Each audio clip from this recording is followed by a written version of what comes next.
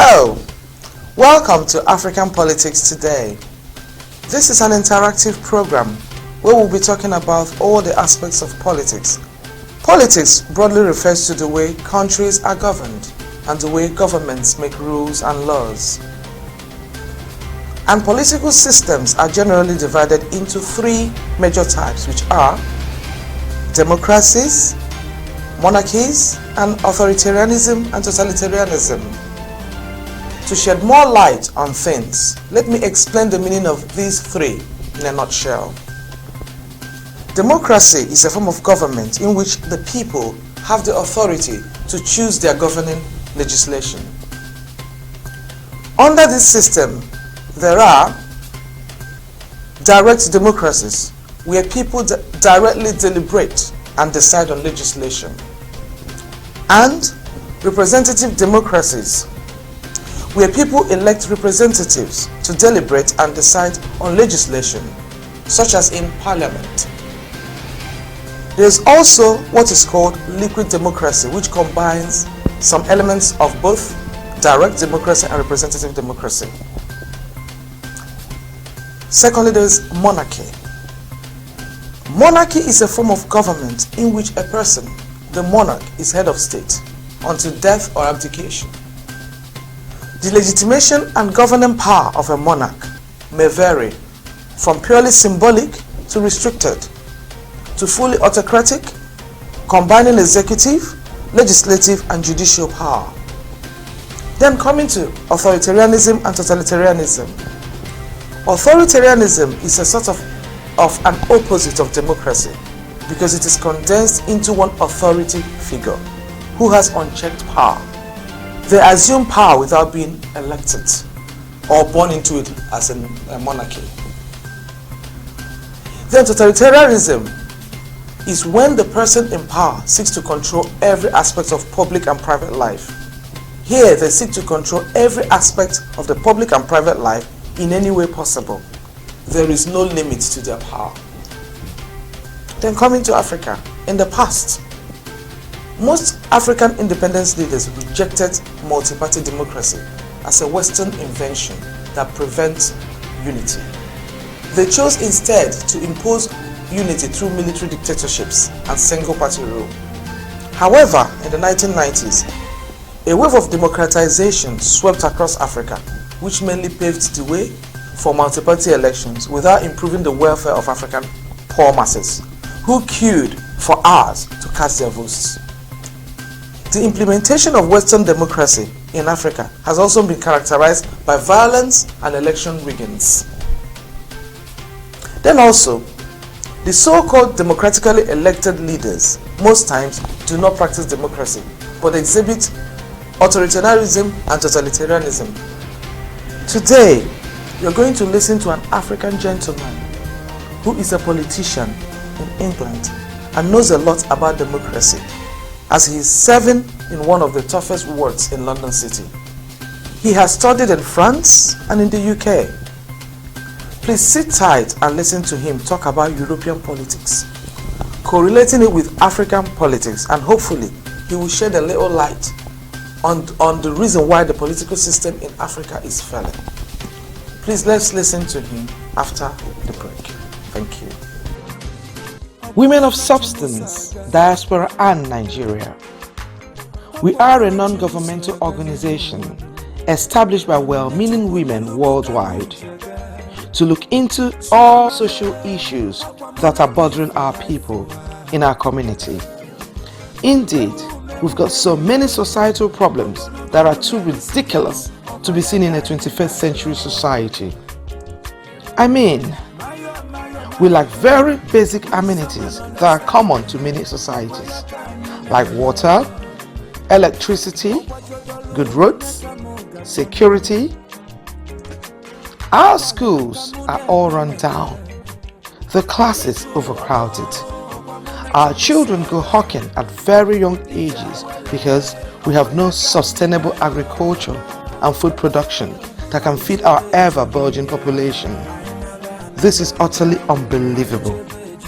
In this day and age, governments provide stuff like good medical health, scientific and technological research to guard the society against epidemics and grow the economy. But alas, ours seem unconcerned about these. Consequently, we don't have good roads, proper medical care, proper agronomy, and many other good amenities that add value to a community. So women of substance, diaspora and Nigeria have set out to promote societal change by encouraging our government to develop and improve our communities. We have mobilized well-meaning women who are ready to climb every mountain and jump every hurdle to make our children happy and fulfilled. Do you want to join or support this movement? Please call either our diaspora or African numbers on the screen. Women of substance, diaspora and Nigeria, we are here to promote change.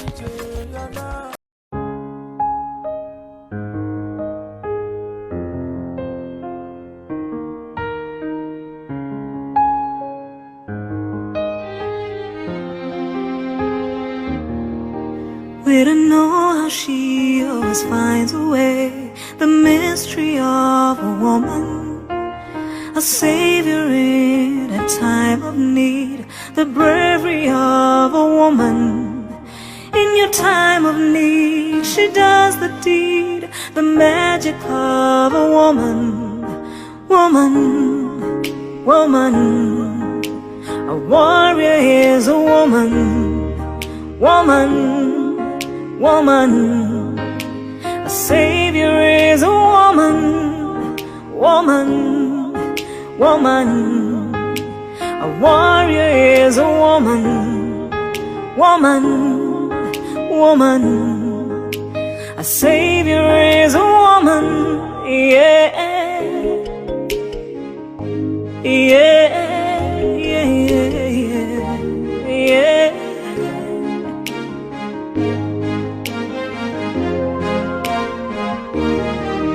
When a man will cry, a woman smiles. Her shoes have walked 1,000 miles. The sticks of stone can break her bones.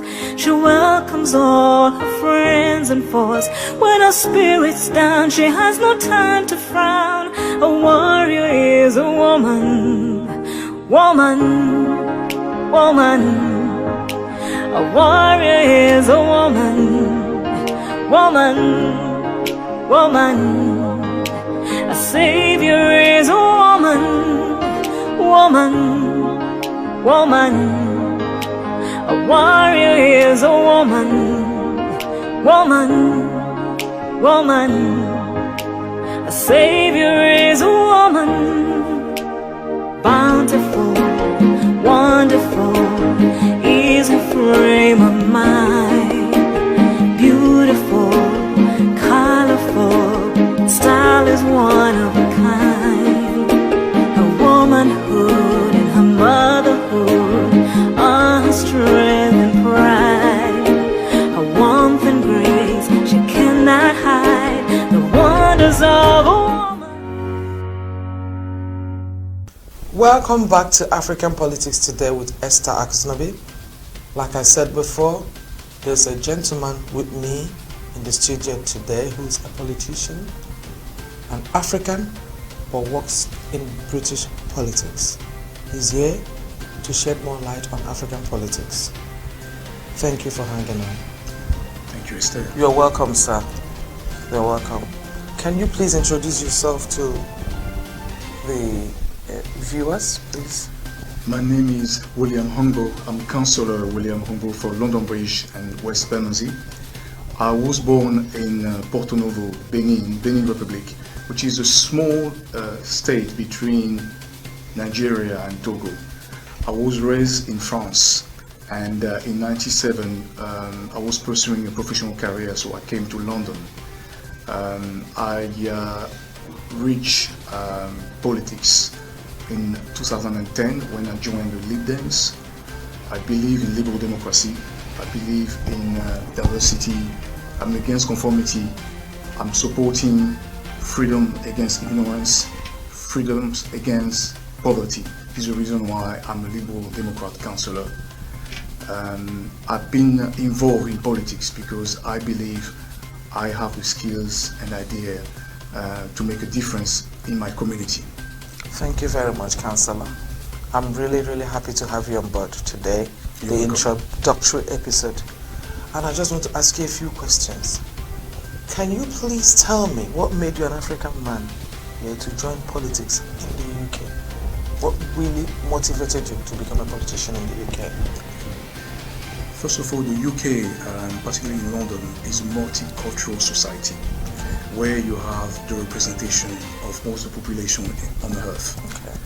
And it's a bit different from France, where the society is based on the system of integration, which means that when you start living there, you have to 100% adhere to the French values. You cannot, it's difficult for you to keep your original values.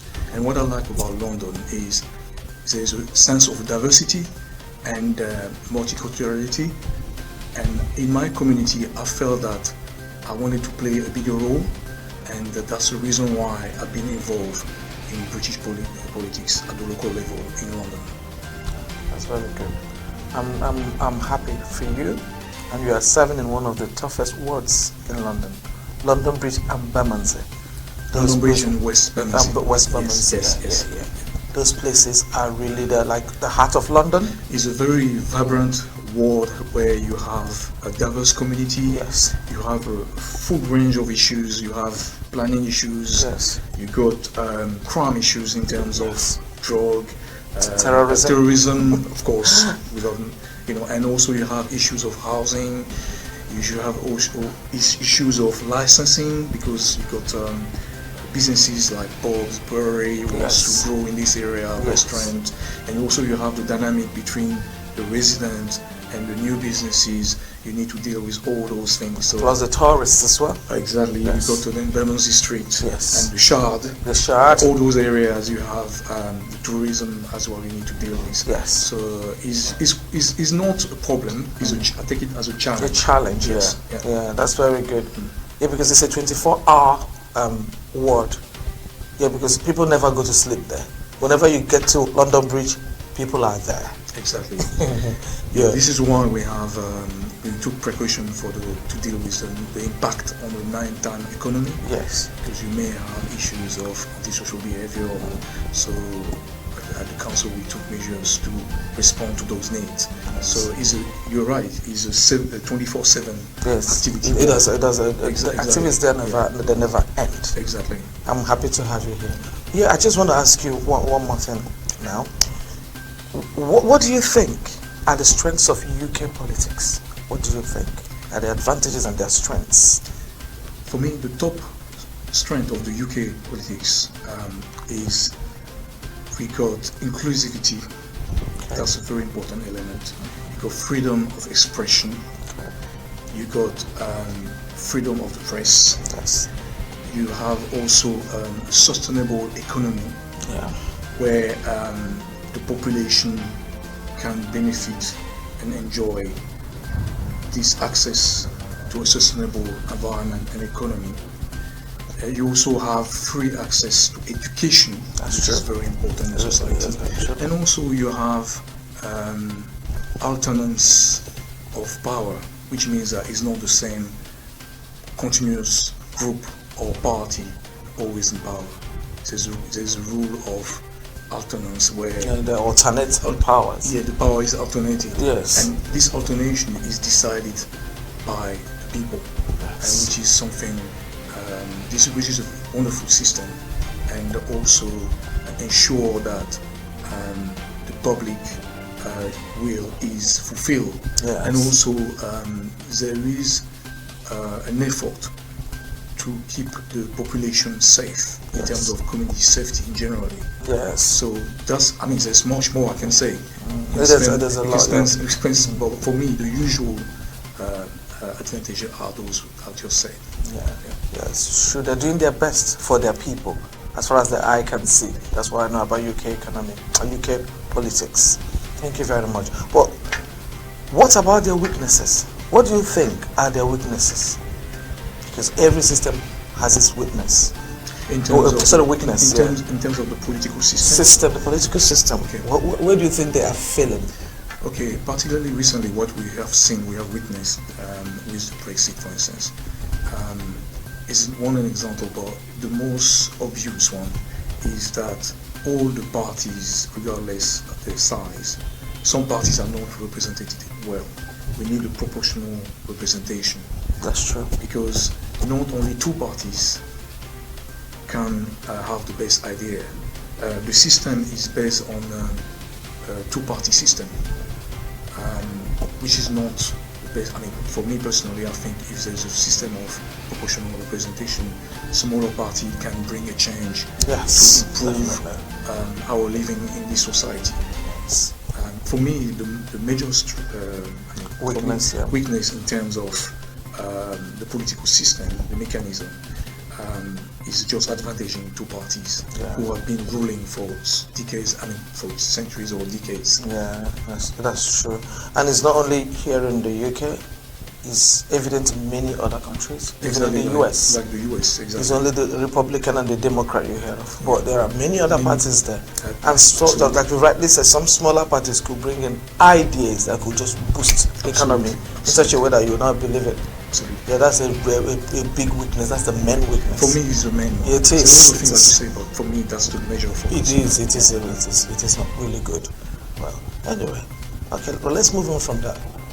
Okay, looking at the African political system right now, do you think, the African political system is serving the people well? That's a very good question, and it's also a complex question with plenty of answers to provide. Yeah. But going a little bit backwards going in the past to the colonial era, where the colonial power have divided the map of Africa in different countries. Those countries were not really representing tribes in Africa, because Africa is a community of different ethnicity and tribes, and culture and traditions.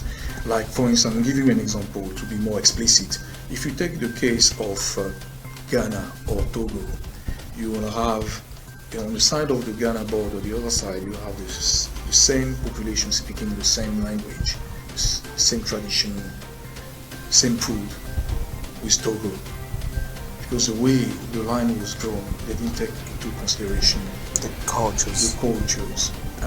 So if you look at the same case for Benin and Nigeria, when you go Benin, Nigeria, you've got the Yorubas on the eastern part of Benin, and particularly in Porto Novo, there are plenty of Yorubas. They speak the same language as the Yorubas in Lagos and then these ones are in Benin, and this one is in Nigeria. Nigeria, and there's the same people, same name, even same family name, same tradition, same culture, same clothes, same languages. Okay, I get so it shows you how those countries, those states we call them, born from the colonial era, are not tailored to the reality on the ground. This is first of all one of the problems, and also the political system was mainly set into place from the Cold War, where at the stage the colonial powers had their own problems. They had the Second World War. They have to give up. They have to retreat from the colonial area environment they were holding. So some states, African states, took their independence, but the structure of the political system is copied from the Western world, or the colonial masters, or from Europe. So it's not really tailored to the need, because in Europe, if you go through many centuries in the past, to obtain this result of political system, it took them many wars, that's true. many demonstrations or many revolutions. Yes. Historically, they didn't just come like that. So importing this system to Africa, I'm not saying it's completely a wrong idea, but somehow is not tailored to the needs. To the needs. So there is a different dysfunctional situation the political system in Africa is unfortunately dysfunctional because it's not tailored to the needs and the reality of the Africans. Yeah, that's true. You know, I'm not saying those countries are artificial countries, but the way it is designed is not matching the need, the ground reality. This is why I'm for a regional arrangement. Yes. Because a regional arrangement will highlight the existence of the tribe, those communities. So the state is very restrictive and not really representing the reality of the ground. You have an example of some countries where you have different tribes coming from, for instance, living in Burkina Faso, and they are in Ivory Coast. For instance, there are many of them in Ivory Coast because they have common tradition. So you can circulate between countries anyhow, because they don't believe, in reality, the people on the ground, they don't believe in those borders. So, yeah, that's true. Yeah. So you cannot come and say you can't pass here, because that person has got relatives in the other village, and that other village is in Burkina Faso. The other one is in Ivory Coast, and they're all the same people. I get what you're saying, because Africa was created by non-Africans. Remember the scramble and partition of Africa. They just can partition those to suit their needs, not the needs of the natives of Africa. And that is causing a lot of trouble. And also this political system has also got many variety of issues. But one of them, which is quite obvious, is there's no stability. When I say there's no stability, most of the countries, there are wars, conflicts, or trade conflict. It could be conflict based on the scarcity of the resources or the control of the resources. Generally, we say that there are conflicts in Africa for ethnical reasons, but in fact, is because of the natural resources, the main reason, and it could be also for the land and the precious materials. That's one of, and all those conflicts is causing instability in the continent. So, political system cannot grow or generate from itself or improve himself if constantly there are conflicts to disrupt it. That's true. But what can we do? You know, what can we do to change things here in Africa as a politician who's served here? You've read a lot. You're a master's degree holder in political sciences and all this, and international relations. What steps can we take in Africa to try and change things for a better tomorrow? What do you think? Okay, first thing is we need, it's quite important, we need to have inclusivity that we don't have completely everywhere. We need the freedom of expression. In some countries, people can't freely talk. We need the freedom of the press. We need free access to education. We also need to have a sustainable economy. So basically, all those things can be resumed in one word. We need governance. We need, whether it's a regional governance, a national governance, or local governance, at all levels of the society, we need a governance. Governance is a set of rules or norms that you need to comply to in order to achieve a good result. I'll give you an example. It could be to tackle a disease. Yes. You have a governance, a way to do it. Okay. It could be a governance to achieve a better economy.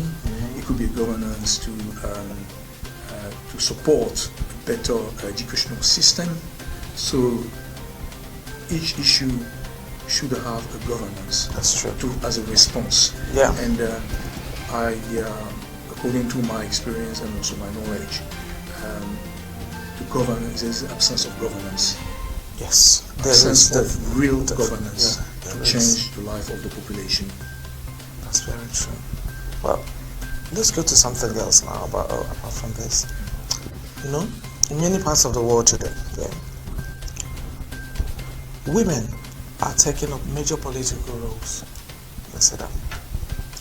Take for instance, what's her name? Hillary Clinton almost became the president of America. That's correct. Theresa May was the former prime minister. Now look at what is happening in Labour. 3 women have come up to fight for Labour. Labour leadership. What do you think should be the role of women in African political system? In a family, you got the father and you got the mother. Okay. And in the African society, we have our leaders, our key fathers, but we also need our mothers. Yes. We need our mothers because as an individual, whether you're a mother or father, we all have a gift in us. Yes.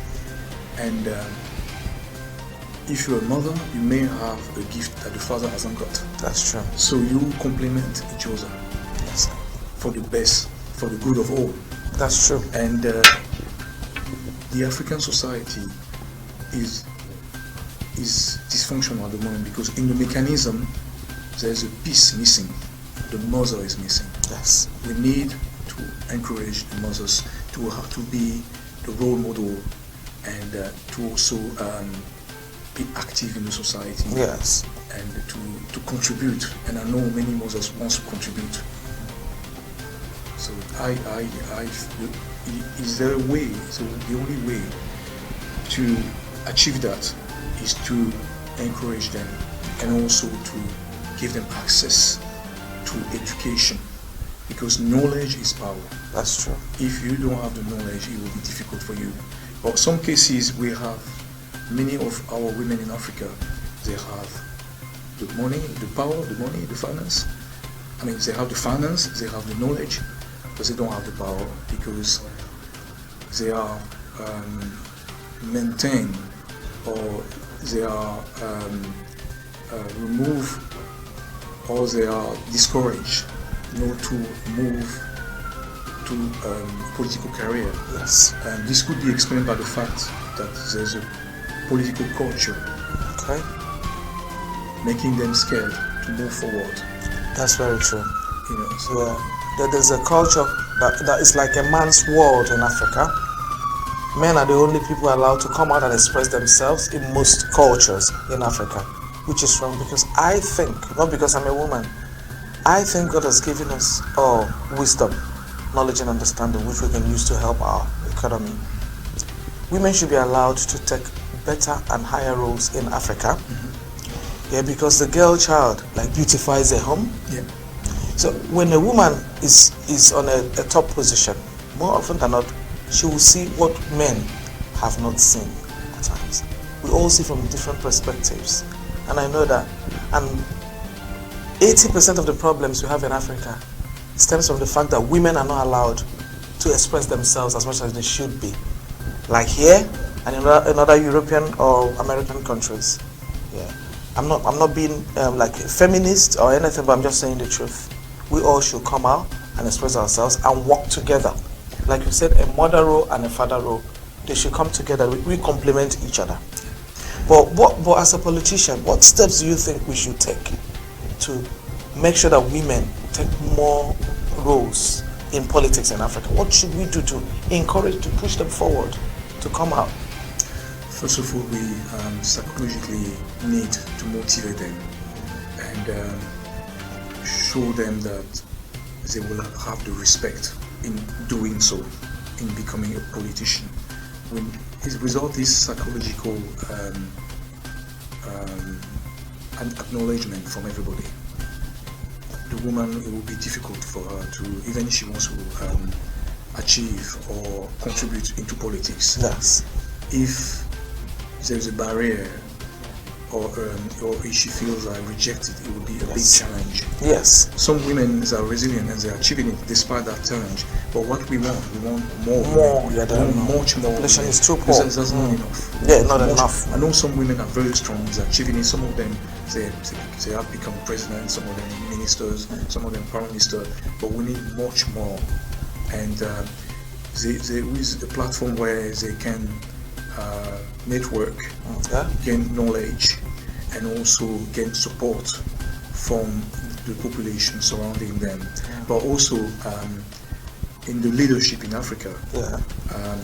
We should have more encouragement coming from the leadership. Okay. The leadership needs to be, because I know that many African leaders, many presidents, they would like to have to encourage women to have a role, but there is a sort of concern in terms of the reaction of the population because of the political culture. So the courage needs to be taken to change the political culture. The political culture needs to be changed.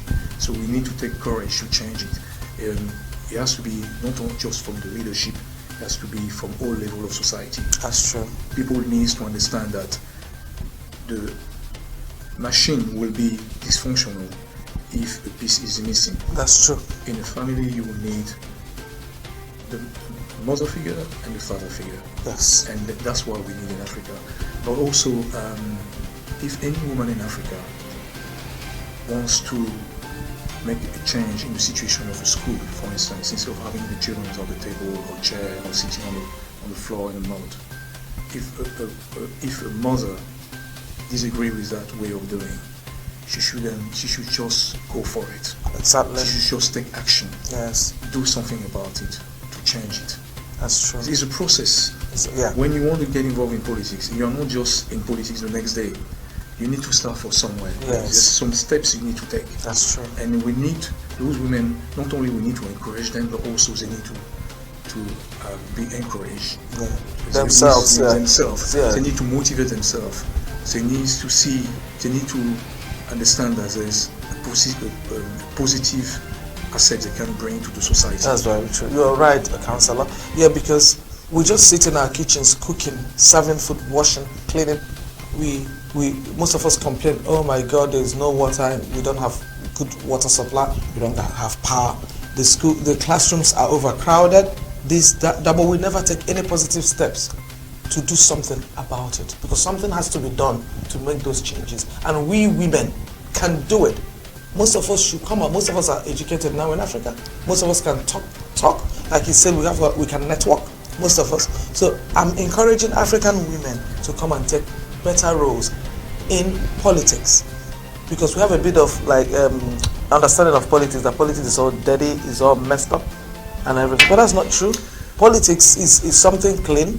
Even if it's messed up in where you can come and change things. Exactly. You need to change things, because the woman child beautifies the home. That's what we believe in Africa. Yeah, when they say this place is not swept, they bring a girl child to come and sweep it.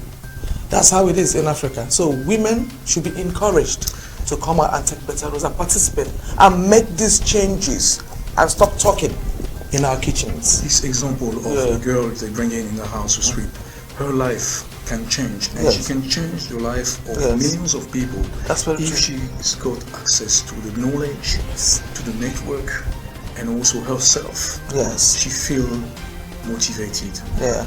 This motivation needs to come from herself. Exactly. And that's what we want. Because if you have this aspect of leadership missing, this piece missing, it will be, even if you bring money, technology, the situation will be the same. They will not be fixed. There won't be progress. They will not be fixed. So it's one money of the can issues. fix everything. It's one of the issues that we're having. And that brings back something to mind that I missed before. You see, we said we've embraced democracy, most of the countries, but you find out that we're still practicing authoritarianism, totalitarianism. Even far-right fascism is noticed in Africa. They come, they impose laws on people. They come, they send people to beat up somebody because he's in an opposition party. If someone comes up and speaks, he's in trouble. He's just exercising his right as a human right to speak. That person will be in trouble because he's spoken against the governing body. And a lot of things, child marriage is going on, a lot of wicked things going on in Africa. So I'm asking you, as a politician in Europe, do you think that we should bring in international bodies to come and clean things up in Africa? Okay, that's a very good question. First of all, it's always good to ask help to any other countries if a country is in trouble. Any country, whether it's a powerful country or not, will ask help if there's a crisis. And the situation in Africa is a continental crisis. So it's always good to ask help. But also we need to be conscious that we need to solve our problem in Africa ourselves. And our elites, they're trying to find solutions. They're trying to find a solution within Africa. I think the best way is ourselves, first of all, to set up a good governance, understand that we need to be in a transparent society, also understand that we need to fight against impunity, because people commit atrocities and they don't get punished and they always get out of it, always escape. We need also, above all, accountability. If you will vote for you and we put you in this position, you need to know that you have a mandate and you need to be accountable. Because you represent the people who put you there. That's true. So you are accountable to them. That's true. And you are not there, even if you want to be there forever, because of stability reasons. You need to understand that you're still accountable to your population. That's true. And this is one of the situation we need to have in Africa. We need to create. That's true. You're right.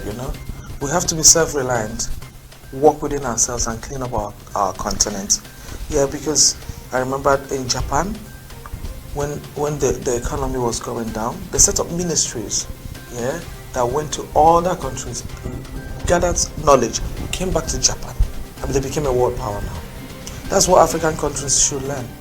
How we can clean up, look into our society, know what we need, work on them instead of relying on foreign people. Because them foreigners, most of them come in to loot and go. I'm sorry for saying that. They just come for the resources they've seen in Africa. They don't care about what happens internally in Africa. And we should do it ourselves. Is that not what you're saying? What I'm trying to say is the international scene in international relations. There is no a supranational entity above any states. Each state has got its own sovereignty. Yes. Currently, that's the way it's happening. However, in the international scene, each state is acting on its own interest. They call it self-help. So it's good to ask help to those people in trouble, but somehow try also to help yourself. Try also to find solutions, like the Japanese, they create the MITR, this Ministry of Industry and Technology, and it has helped them to boost their economy. China did something like that as well. So we should be very innovative and rely on ourselves first. Also, we need to cooperate. We cannot say, oh, we don't need help of anybody. No country in the world can say, I don't need anybody. It's not true. The world has become interdependent. So there's a very strong interdependence. And this is why it's important to cooperate with other countries, but in the meantime, to have a self-reliance. Thank you very much, Councillor. We've not talked about the youth. Africa has a lot of youths. It's our greatest asset. 60% of Africans are young, within 15 to 35. That's the population. According to statistics, we've got 420 million youths, and between now and 2050, they're going to double to 830 million youths, which is very good. But unfortunately, 1/3 of these youths in Africa are unemployed and discouraged. The other third are not really gainfully employed. Only 1 out of 6 African youth is employed. What should the government do to change, to help? This is like an epidemic problem. So what should the government do to change this kind of situation in Africa? Okay. like we were discussing earlier, the government needs to be innovative, find solutions to help the young people. But the young people, because they are the future, they will be among them the future leaders. Yes. And we need to give them free access to education, because if you don't have free access to education in society, you will be vulnerable. That's true. And you will not be able to read or write and count. And those basics are very important if you want to achieve something. That's true. So free education, and also the current education in Africa is not to the youth, is not really tailored to the need of the population. That's true. So they should create vocational courses tailored to the reality of the ground. That's true. And another example, I was before working with a group of they deal with solar energy. So we were talking about a project in Uganda. Because I spend a lot of time in Uganda, and there's a lot of fertile land. But however, you have many young people unemployed, like you say, like you described. And the idea was to encourage the government to motivate the young people if they can go to the farm and to get into a sort of training and be able to work in agricultural sector. Yes. And use the photovoltaic or the PV system or the solar system to irrigate water, to get electricity, generate electricity, to help them to become more entrepreneurial. This is the kind of project we should have in Africa. But we don't have them here. Because sending some young people to have their A levels, then sending them to university is a good thing. But not all of them wants to do that.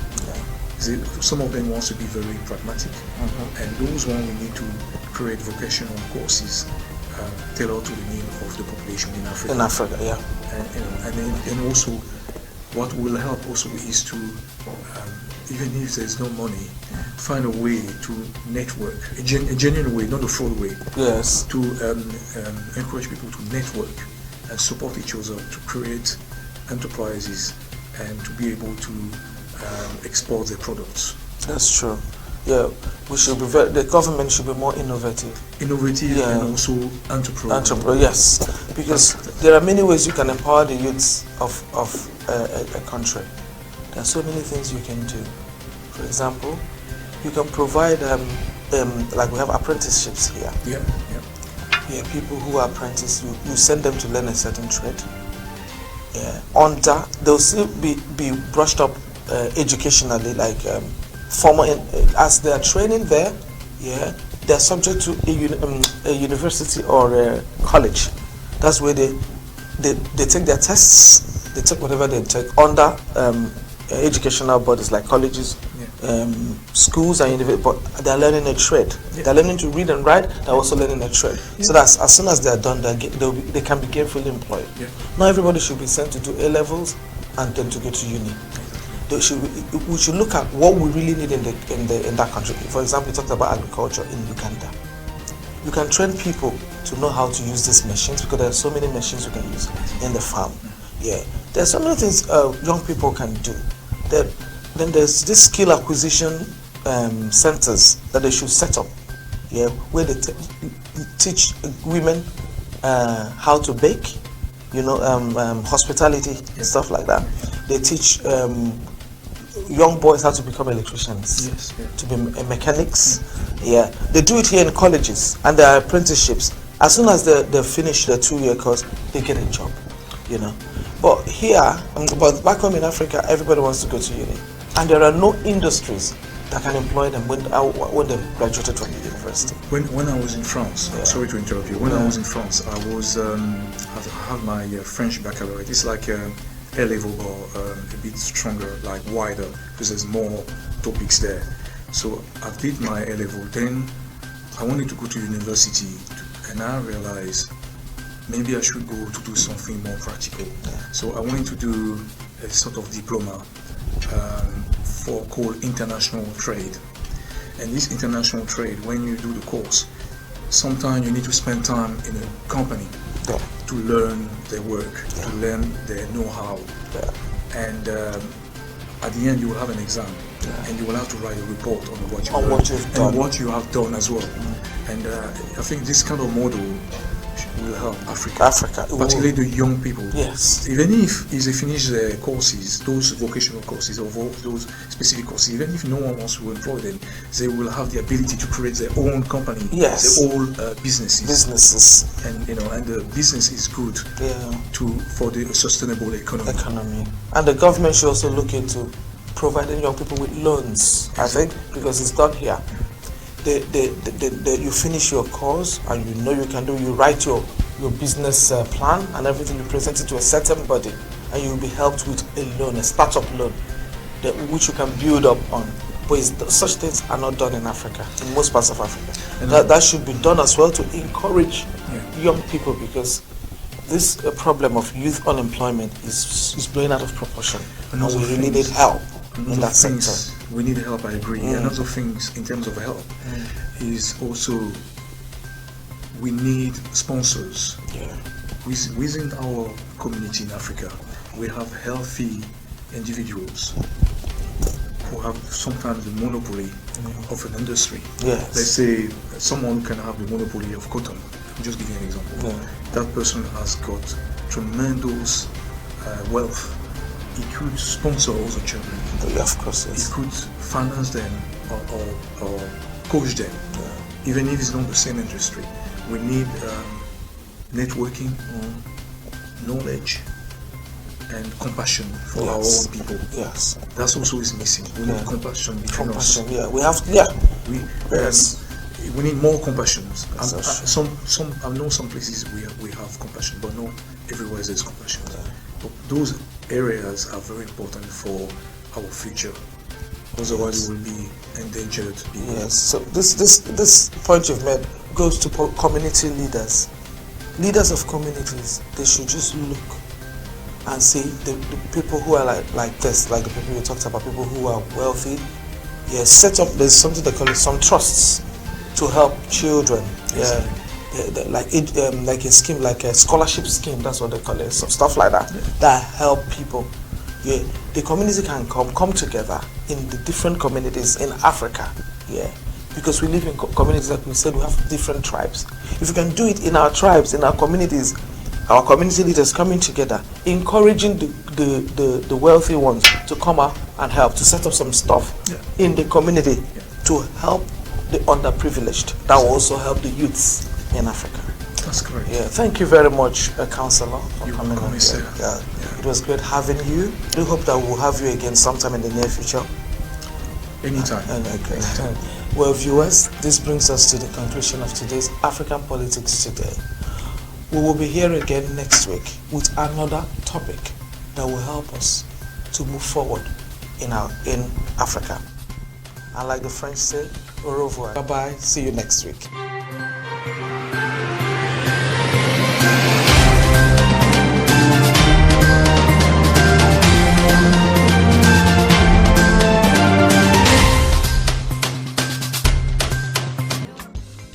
Women of Substance, Diaspora and Nigeria. We are a non-governmental organization established by well-meaning women worldwide to look into all social issues that are bothering our people in our community. Indeed, we've got so many societal problems that are too ridiculous to be seen in a 21st century society. I mean, we lack very basic amenities that are common to many societies, like water, electricity, good roads, security. Our schools are all run down, the classes overcrowded. Our children go hawking at very young ages because we have no sustainable agriculture and food production that can feed our ever-burgeoning population. This is utterly unbelievable. In this day and age, governments provide stuff like good medical health, scientific and technological research, to guard the society against epidemics and grow the economy. But alas, ours seem unconcerned about these. Consequently, we don't have good roads, proper medical care, proper agronomy, and many other good amenities that add value to a community. So women of substance, diaspora and Nigeria have set out to promote societal change by encouraging our government to develop and improve our communities. We have mobilized well-meaning women who are ready to climb every mountain and jump every hurdle to make our children happy and fulfilled. Do you want to join or support this movement? Please call either our diaspora or African numbers on the screen. Women of substance, diaspora and Nigeria, we are here to promote change.